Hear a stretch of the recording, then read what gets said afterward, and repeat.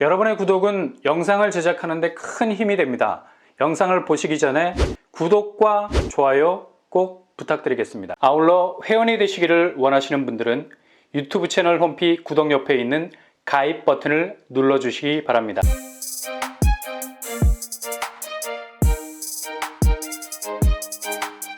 안녕하세요. 빤바람 복도빠입니다. 이곳은 확실한 한강 프리미엄을 가지고 있는 곳이죠. 신축 단지가 한강변과 가깝다는 것은 그만큼 서울 수도권에서 나오는 신축 아파트 경쟁력이 자연스러운 입지 프리미엄을 가진다는 거고요. 게다가 분양가마저 파격적이라면 절대로 놓쳐서는 안 되는 아파트라 할 수 있겠습니다. 요즘같이 부동산 시황이 불안정한 모습을 보일 때는 제대로 판단이 서질 않죠. 그동안 집값이 너무 상한가만 찍다가 본격적인 하향세로 접어들게 되면서 진입 시기에 대한 고민이 날로 깊어질 수밖에 없는데요. 심지어 금리까지도 안개 속이라 무작정 입지만 보고 들어갈 수도 없죠. 그래서 가격대를 심각하게 고려하셔야 합니다.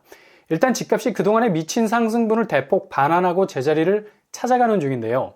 그런데 이런 하향세라는 건 그 안에 실질적인 하향폭이라는 걸 지표상에서뿐만 아니라 체감적으로도 담고 있어야 합니다. 근데 실제로 거래 현장에선 수억씩 떨어진 금매 물건만 채가는 깨작거리는 거래만 있을 뿐 실제 매매는 죄다 죽어버린 상황. 매수 문의는 살아나고 있지만 실제 구매력을 가진 매수세는 여전히 관망하고 있는 상태죠. 그래서 지금의 거래는 구축을 꾸준하게 매수하려는 수요보단 급매물을 낚아채려는 독수리 매수세가 채가는 급매물만 소화되고 있는 상황이라 여전히 그동안의 상승분이 빠지기에는 다소 시간이 걸릴 수밖에 없다는 얘기입니다. 그러니 지금이 바닥이라는 착시 현상에 빠지시면 안 됩니다. 몇몇 곳에서 살짝 반등한다 해서 그동안 붙이고 있었던 엉덩이를 굳이 뗄 필요가 없다는 얘기죠. 계속해서 허벅지 찔러야 합니다. 조금 더 참으셔야 한다는 얘기죠. 일단 자나깨나 자금 체크, 부메랑이 될 수 있는 대출 이자를 얼마나 잘 선방해낼 수 있느냐, 디테일한 안정성을 확보한 범위 안에서 나름의 전략을 가지고 접근도 하셔야 되고요. 주담대 금리가 내려간다고 바람을 슬슬 잡는데 이거 어차피 죄다 변동금리입니다. 미국 금리 다시 꼼지락거리면 안면 몰수, 시중은행의 금리 인상 랠리는 아무리 정책적인 압력 하에서도 다시 오름세로 태세 전환할 가능성 많아 보이고요.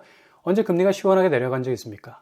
작년 하반기에도 깨작깨작 눈치 주니까 눈치 볼 수밖에 없어서 주담대 금리 내리다가 올라간 코픽스 금리 커버 친다고 한 방에 입 싹 닫고 주담대 금리를 8% 가깝게 올린 세월이 전달까지였습니다.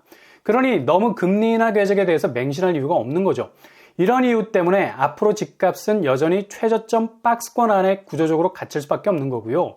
이 와중에 신축 아파트 분양가는 더 이상 분양가 상한제 족쇄를 차고 있을 이유가 없어서 미분양에 대한 우려에도 불구하고 먹고 죽자는 식으로 무조건 가격을 한 단계 더 높은 곳으로 격상, 공격적인 분양을 시작하게 될 겁니다. 어차피 미분양도 설거지가 충분히 가능한 분위기로 가고 있죠. 취약계층 주거 문제를 해결하기 위한 대체제로 활용될 가능성도 높아서 미분양 공포는 더 이상 분양을 하는 건설사의 공포가 되지 않을 수가 있게 됐습니다.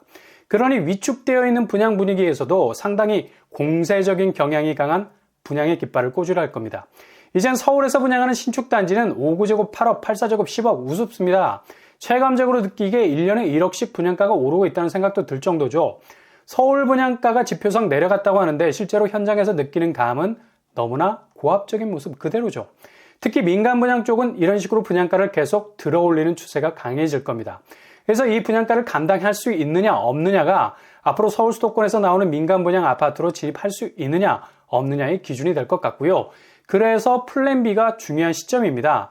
보다 더 가성비적인 접근이 필요하다는 얘기죠. 입지가 좋을 뿐만 아니라 가격까지도 잡을 수 있다면 금상첨화입니다. 당초 이곳은 작년 말에 공급 계획을 가지고 있었는데 연기가 됐죠. 완전히 일정 자체가 그냥 미궁에 빠지게 됐는데요. 지난주 시행사 쪽에서 확실한 분양 일정 윤곽을 잡은 것으로 보이고요.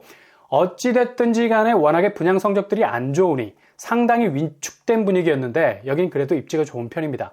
충분히 승부를 걸어도 지금 분위기에서도 분양 성적에 빨간불은 들어올 것 같지는 않고요. 일단 아파트 입지가 한강과 아주 가까운 위치에 자리 잡고 있죠. 도보로도 충분히 한강변으로 접근이 가능합니다. 요즘 한강 프리미엄은 정말 아파트가 고급화될 수 있는 가장 중요한 요소가 되어버렸죠. 이런 입지적 요소가 포함되어 있다면 숲세적인 쾌적함을 느끼면서 실거주할 뿐만 아니라 이후 아파트 가치도 직접적인 영향을 받을 수 있어서 내 집 경쟁력이 더욱 올라갈 수도 있겠습니다. 이런 입지에 들어서는 신축 아파트, 그런데 분양가는 비현실적인 3, 4억대로 나올 예정입니다. 이 정도면 가성비를 넘는 갓성비 아니겠습니까? 지금처럼 조마조마한 금리 상황에서 가격 면에서 절대 따라올 수 없는 경쟁력을 갖춘 집이라면 대체제로선 최고의 선택지가 될 수 있을 겁니다.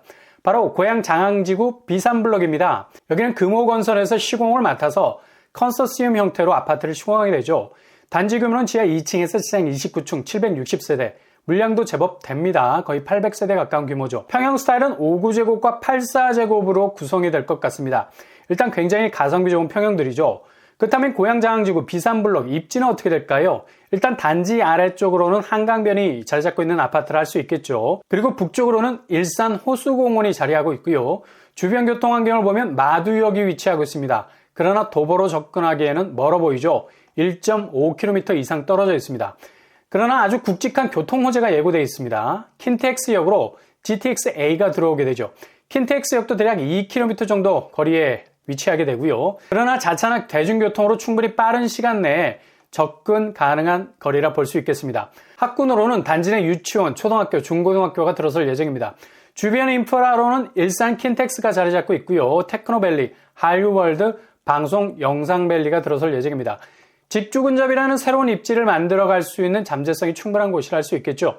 도로망으로는 자유로, 장항 IC, 킨텍스 IC, 제2자유로, 한류월드 IC를 통해서 서울로 진입해 들어가기 수월하겠습니다. 상당히 서울 접근성이 좋은 곳이라 말할 수 있겠죠.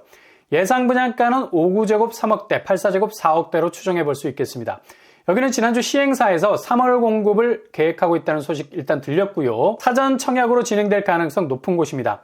청약 자격은 서울 수도권 50% 당첨 비율이 있는 곳입니다. 고양 30%, 경기도 20%, 서울 수도권 50%. 비규제 지역이라 무주택 세대 구성원 청약통장 12개월 납입 이상이면 되겠습니다.